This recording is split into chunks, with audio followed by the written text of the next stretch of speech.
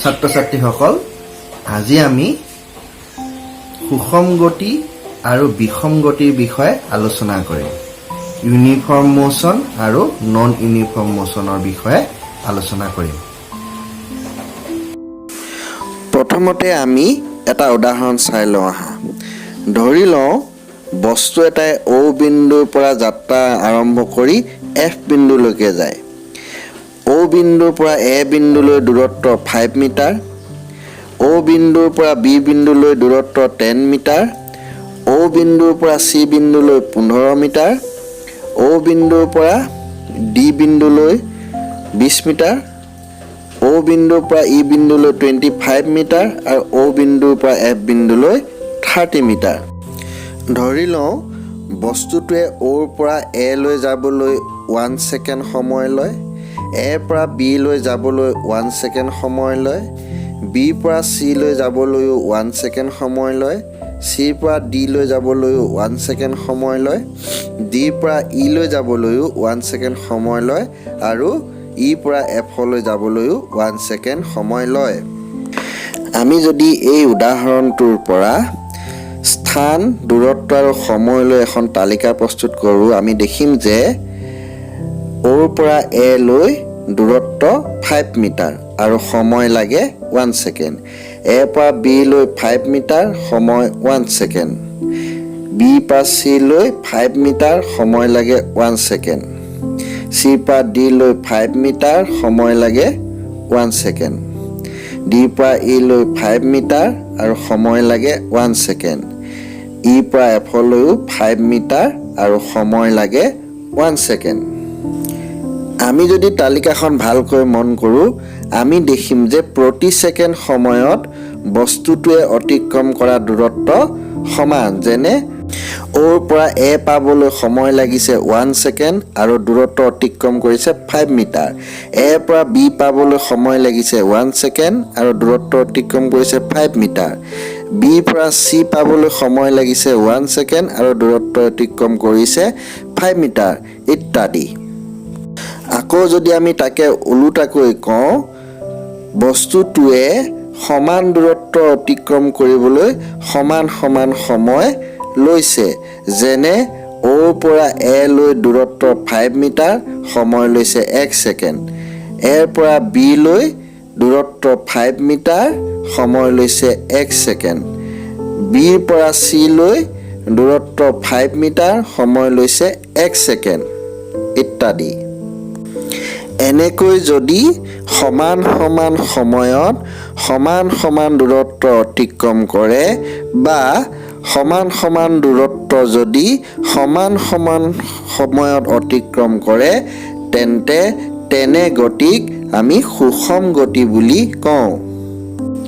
আমি যদি আন এটা উদাহৰণ লওঁ য'ত বস্তু এটাই O বিন্দুৰ পৰা যাত্ৰা আৰম্ভ কৰি F বিন্দুৰ যাত্ৰা শেষ কৰে O বিন্দুৰ পৰা A বিন্দুলৈ দূৰত্ব 5 মিটাৰ O বিন্দুৰ পৰা B বিন্দুলৈ 10 মিটাৰ O পৰা C বিন্দুলৈ 15 মিটাৰ O পৰা D বিন্দুলৈ 20 মিটাৰ O পৰা E বিন্দুলৈ 25 মিটাৰ আৰু O পৰা F বিন্দুলৈ 30 মিটাৰ ধৰি লওঁ বস্তুটোৱে O পৰা A লৈ ভ্ৰমণ কৰোঁতে সময় লয় 1 সেকেন্ড A পৰা B বিন্দু পাওঁতে সময় লয় 3 সেকেন্ড B পৰা C বিন্দু পাওঁতে সময় লয় 2 সেকেন্ড C পৰা D বিন্দু পাওঁতে 4 সেকেন্ড D পৰা E বিন্দু পাওঁতে 7 সেকেন্ড E পৰা F বিন্দু পাওঁতে 5 সেকেন্ড আমি যদি আগৰ দৰে এখন তালিকা কৰোঁ স্থান দূৰত্ব আৰু সময় লৈ তেতিয়াহ'লে দেখিম যে O পৰা A লৈ দূৰত্ব 5 মিটাৰ সময় লৈছে 1 সেকেন্ড A পৰা B লৈ দূৰত্ব 5 মিটাৰ সময় লৈছে আকৌ 3 সেকেন্ড B পৰা C লৈ 5 মিটাৰ সময় 2 সেকেন্ড C পৰা D লৈ দূৰত্ব 5 মিটাৰ সময় 4 সেকেন্ড D পৰা E লৈ দূৰত্ব 5 মিটাৰ সময় 7 সেকেন্ড E পৰা F লৈ দূৰত্ব 5 মিটাৰ সময় 5 সেকেন্ড আমি যদি তালিকাখন ভালকৈ মন কৰোঁ আমি দেখিম যে বস্তুটোৱে সমান দূৰত্ব অতিক্ৰম কৰিবলৈ বেলেগ সময় লৈছে উদাহৰণস্বৰূপে অ'ৰ পৰা এ লৈ দূৰত্ব 5 মিটাৰ, সময় লৈছে 1 ছেকেণ্ড। এৰ পৰা বি লৈও দূৰত্ব 5 মিটাৰ, কিন্তু সময় লৈছে আকৌ 3 ছেকেণ্ড। ঠিক তেনেদৰে বিৰ পৰা চি লৈ আকৌ দূৰত্ব 5 মিটাৰেই, কিন্তু সময় লৈছে 2 ছেকেণ্ড। এনেকৈ যদি সমান সমান দূৰত্ব বেলেগ বেলেগ সময়ত অতিক্ৰম কৰে,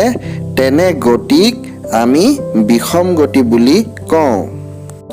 আমি আন এটা উদাহৰণ লওঁ, য'ত বস্তু এটাই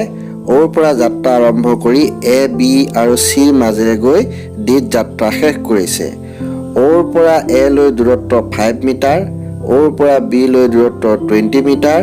অ'ৰ পৰা চি লৈ দূৰত্ব 23 মিটাৰ, অ'ৰ পৰা ডি লৈ দূৰত্ব 27 মিটাৰ আৰু অ'ৰ পৰা এ লৈ যাবলৈ সময় লাগে 1 ছেকেণ্ড, এৰ পৰা বি লৈ যাবলৈ সময় লাগে 1 ছেকেণ্ড, বিৰ পৰা চি লৈ যাবলৈ সময় লাগে 1 ছেকেণ্ড,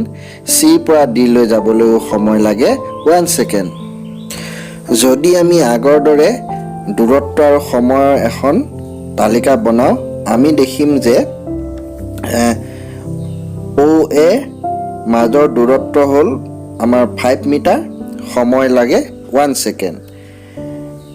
এ বিৰ মাজৰ দূৰত্ব হ'ল 15 মিটাৰ, সময় লাগে 1 ছেকেণ্ড। বি চিৰ মাজৰ দূৰত্ব হ'ল 3 মিটাৰ, সময় লাগে 1 ছেকেণ্ড। চি ডিৰ মাজৰ দূৰত্ব হ'ল 4 মিটাৰ, সময় লাগে 1 ছেকেণ্ড।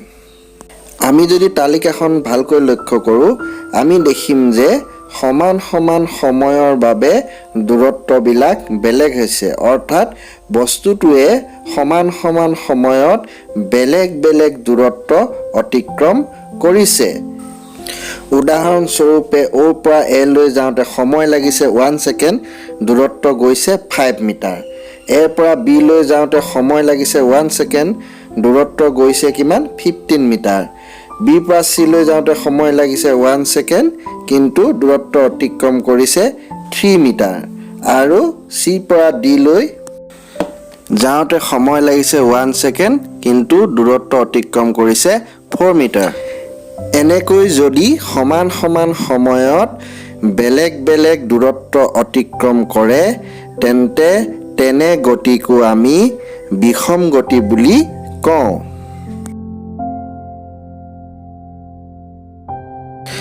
আৰু এক ধৰণৰ গতিৰ উদাহৰণ পোৱা যায়, য'ত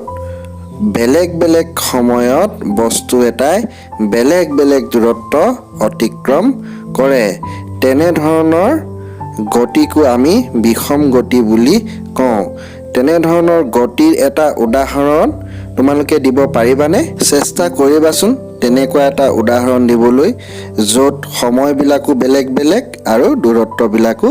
বেলেগ বেলেগ। এতিয়া আমি বিষম গতি কাক বোলে বুলি ক'লে আমি ক'ব পাৰোঁ যে বস্তু এটাই যদি সমান সমান দূৰত্ব বেলেগ বেলেগ সময়ত অতিক্ৰম কৰে বা বেলেগ বেলেগ দূৰত্ব সমান সমান সময়ত অতিক্ৰম কৰে বা বেলেগ বেলেগ দূৰত্ব বেলেগ বেলেগ সময়ত অতিক্ৰম কৰে, তেন্তে তেনে গতিক বিষম গতি বোলে। আশা কৰোঁ সকলোৱে বুজি পাইছা। গতিকে আজিলৈ ইমানেই, ধন্যবাদ।